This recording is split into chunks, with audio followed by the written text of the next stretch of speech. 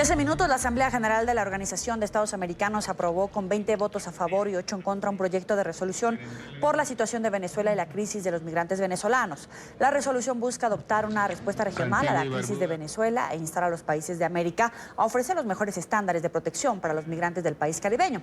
También aclara que la OEA reconocerá a los representantes de Venezuela designados por la Asamblea Nacional que lidera Juan Guaidó para que celebre nuevas elecciones en el país. NTN 24 está en el cubrimiento especial de esta 49ª Asamblea en Medellín, Colombia. Y Dania, vamos contigo. Nos abstenemos. Julio Borges nos acompaña en esta oportunidad. Julio, gracias por estar aquí. Si tuviésemos que mirar en perspectiva cómo sale Venezuela de esta Asamblea General, ¿cuál sería tu análisis?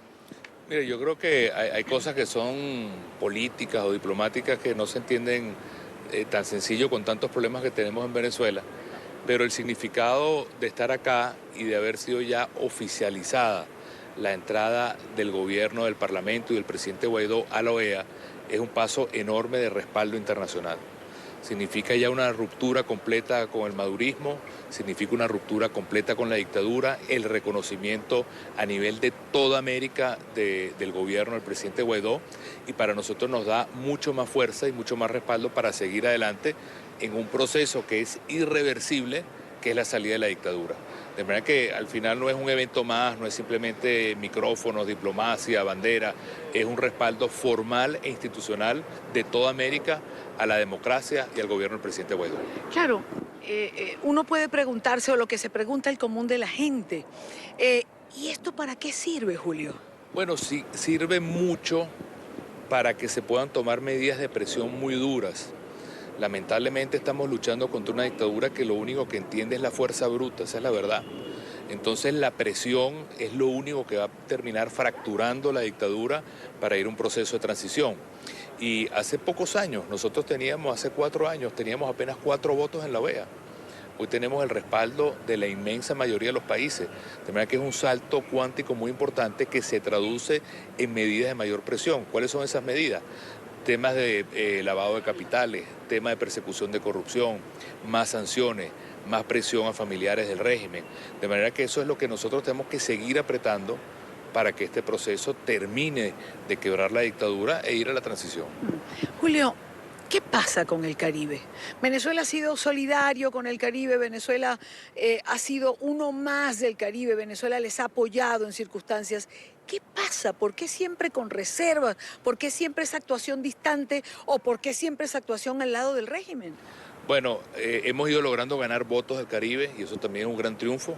Hemos hecho una tarea muy grande de visitar a esos gobiernos, de llevarles un mensaje de futuro, de sensatez, de democracia, y hemos logrado acercar a algunos países del Caribe. Todavía queda un grupo que yo diría que no hay ningún tipo de convicción ni política ni ideológica, sino que esa tradición de la chequera que venía de la época de Chávez y ahora Maduro la ha puesto en peores condiciones, y entonces lo que hay es una relación totalmente clientelar y hasta de chantaje.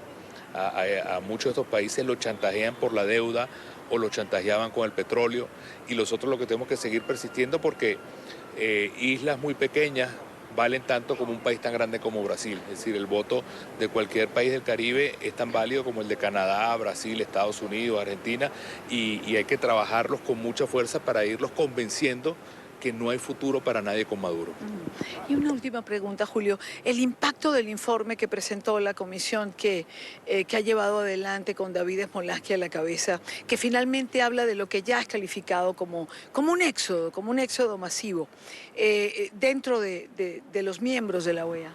Bueno, ese es el problema más doloroso, más visible, pero no es el problema que podemos decir que es único.